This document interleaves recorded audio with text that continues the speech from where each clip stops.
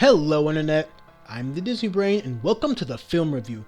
I love me some Power Rangers. Most of you fully understand that, and waiting for this film was a roller coaster ride of emotions. I often found myself jumping back and forth between the genuine fear that modern Hollywood might turn something else I love into pure garbage, and the equally genuine hope that the people making this reimagining had enough passion and love for the source material that they do the film justice. And now, after all that agony, here we are. So, the question of the day is, how does this film hold up? Well, let's discuss. And minor spoiler warning now, since in order to give a good review, I'll actually have to talk about the movie. Shocking, I know. The first thing to discuss is the changing lore. The full backstories of Zordon, Rita, and Alpha 5 are never too deeply dove into in the original show, but there's plenty of information we learned about them over time. A lot of that information has been changed for the sake of this reimagined movie. Do those changes make the movie better? Honestly, yes they do. Without spoiling too much about the new backstories, it does effectively add a more personal touch to the opposing sides here that makes a lot more sense. So, as the first trailer implied, yes, there were in fact Power Rangers fighting the good fight long before the original 5 that we know of took over, and even though that backstory isn't extensive, it was very welcome. Next, let's take a look at the aesthetics, the iconography, the screenplay here. This is where my biggest criticisms come in.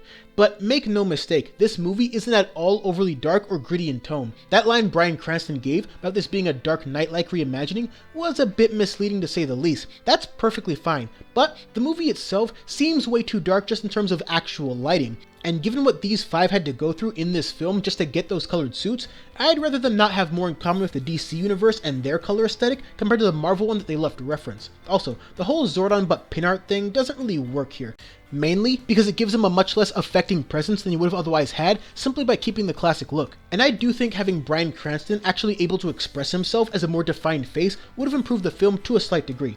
Alpha 5 was the one thing people could not stop complaining about when his concept art became public, but he's honestly one of the best parts of the film.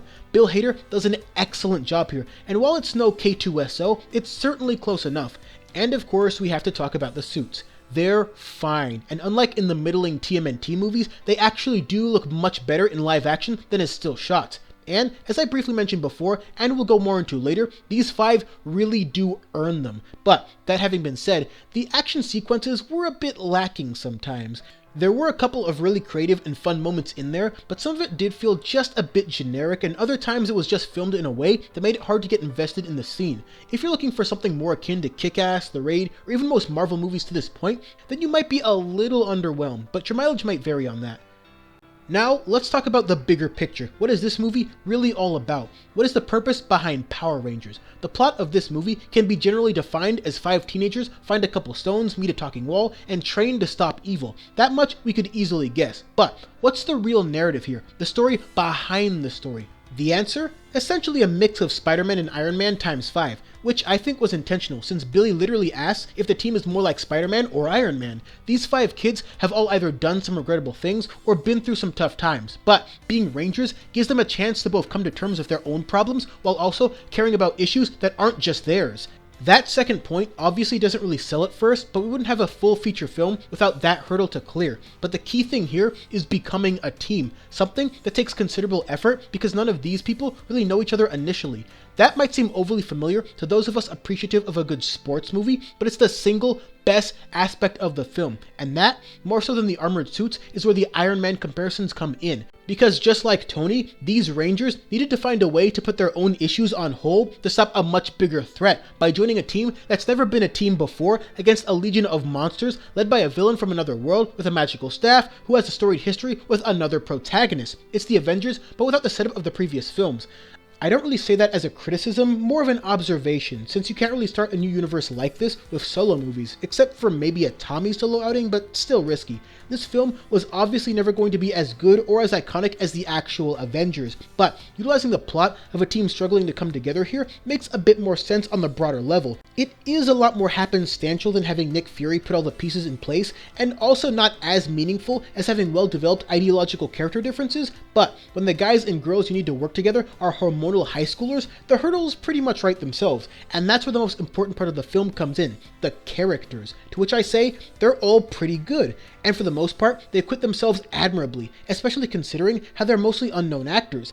Kimberly, Trini, and Zach have the least in the way of character development, but their more personal moments find a way to stand out and make an impact, especially with the symbolism at play, the family ties, and identity, which we'll get back to. But Thackeray Montgomery, and especially RJ Cyler, deliver the standout performances in this film. Thackeray as Jason Scott was obviously going to get a lot of screen time, being the leader. And I love the way they played around with his quarterback experience and let that be an implied basis for his leadership skills to this point, because anyone who knows or plays the sport can attest to the fact that being a leader there is most definitely a transferable skill, especially with an even more violent profession now taking over Jason's life. Jason has flashes of great leadership, a couple of not as great moments, but through it all proves why he was chosen to lead this team. Any great leader makes you want to follow them, and assuming he gets another film's worth of character development, he could potentially approach that. But the real MVP here is definitely RJ Cyler, and if you watch this movie for no other reason, watch it for this kid. He gets this part spot on. His expressions are well managed, his dialogue is mostly good but is always well delivered, and there's just no hiding how natural this role seems to feel for him, to say nothing of the fact that he's at the center of almost every single funny joke in the film.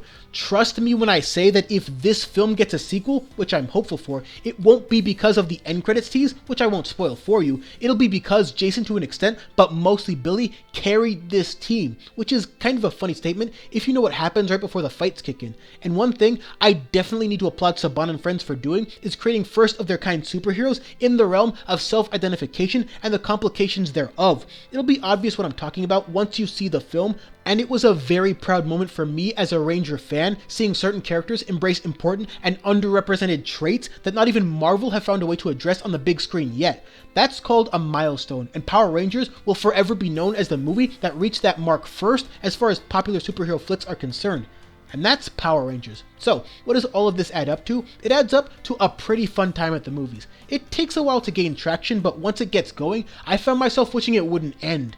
And I think there's something to be said for a superhero film in this era of movie making that can feel open to building a universe while having enough restraint to focus on itself first. Because even at this film's worst, it never ever becomes a mess. It knows exactly what it wants to be, exactly what it wants to convey, and how it wants to convey it. It can be funny, poignant, purposeful, and hopeful, while also not diving too deep into the realms of pointlessly dreary, which ironically gives it more in common with Superman than the current Superman. I often hear the term a love letter to my childhood to describe certain adapted nostalgic properties that, while not revelatory or life-changing for some, show appreciation towards the subject matter, since those movie makers might have been fans as well. This movie might not be that to you, but I'd say this is maybe the only film I've ever seen that I can describe as such. There are a couple of cool little nods and Easter eggs made just for people like me who know exactly what they're referencing, but it's more than that. It's that feeling that I got halfway through when I realized something important. Not just that these five would find a way to save the day, but that I wanted them to. I felt the passion on display here. I felt like the people in this movie wanted to be here, and whether that counts as real analysis or not, it certainly means a lot to me. However, that doesn't change the fact that some of the flaws are noteworthy. This movie is still too dimly lit in certain areas, the fight choreography could have been a little better, plenty of scenes drag on, and some of the jokes are a bit meh. I don't know if Power Rangers will end up being one of the best films I see this year. I mean, heck, a better superhero movie already came out a few weeks ago. But, on its own terms, it's a damn good film. And considering how many movie studios have blatantly vandalized nostalgic properties, it fills me with pure, unadulterated joy to say that this movie is the furthest thing from the pus-spewing cancer that was Dragon Ball Evolution, and lands somewhere closer to the Peanuts movie.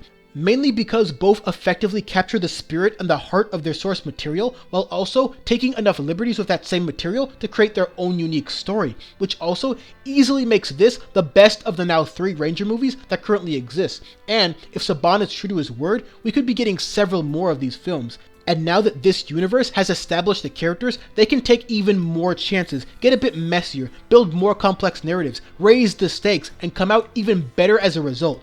I really love this movie. I think I've made that point pretty clear, but the potential of what's to come might be even more exciting. To cap things off, I'll make these last few points. I was just sitting there in the theater before the movie started, praying that this film would at least be passable. No, I'm not kidding. I was literally praying, because that's just how much it meant to me. And not only do I feel like my faith has been rewarded, but I also feel like this movie has enough in it to turn the heads of both skeptical fans and skeptical critics alike. I think this movie does enough to create a brand new generation of fans as well as reinvigorate the older ones. And there was certainly more than enough for me, who's already seen this movie twice and both times left the theater with a smile on my face, whistling the theme song as I merrily skipped down the road, content in the knowledge that while some franchises just film whatever and others just aren't that clever, the Power Rangers will always be forever. And of course, thanks for watching.